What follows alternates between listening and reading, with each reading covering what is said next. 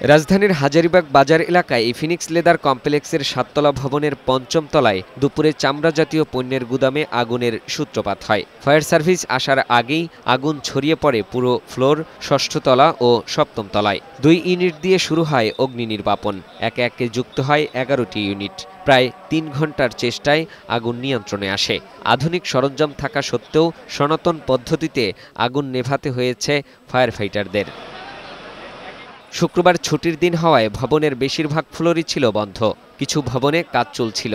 ভবনটির ব্যবসায়ীরা জানান কিভাবে আগুন লেগেছে তারা তা জানেন না। তাদের সব মেশিনপত্র পুড়ে গেছে। যানবাহন ত্যাগ করে আর কি ভিতরে ঢুকছি যে কিছু যদি উদ্ধার করতে পারি, তো টাকা পয়সা কিছু উদ্ধার করতে পারি না। আমাদের প্রিন্টিং মেশিন ছিল, ইউবি মেশিন ছিল, কাটার মেশিন ছিল, আরো অনেক যন্ত্রপাতি ছিল এর মধ্যে। তো এগুলো সবই পুড়ে গেছে। পুরো সব শেষ। পুরো ৬ তলার ফ্লোরে যা আছে সব শেষ। আমার ২৩ বছরে যাওয়ার জন্য সবে কয়েক ঘন্টায় শেষ।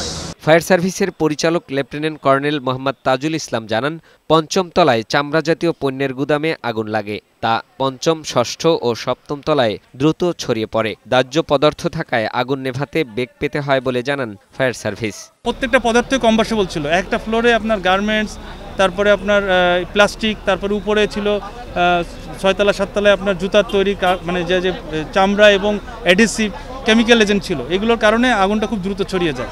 আর তদন্ত সাপেক্ষে ফাইনাল আমরা ক্ষয়ক্ষতি বলতে পারবো। আগুন লাগার খবরে উৎসুক জনতা রাস্তায় দাঁড়িয়ে ভিড় করায় সমস্যায় পড়তে হয় ফায়ার সার্ভিস কর্মীদের। শৃঙ্খলা ফেরাতে মাঠে নামে পুলিশ, র্যাব, বিজিবি, সেনাবাহিনী।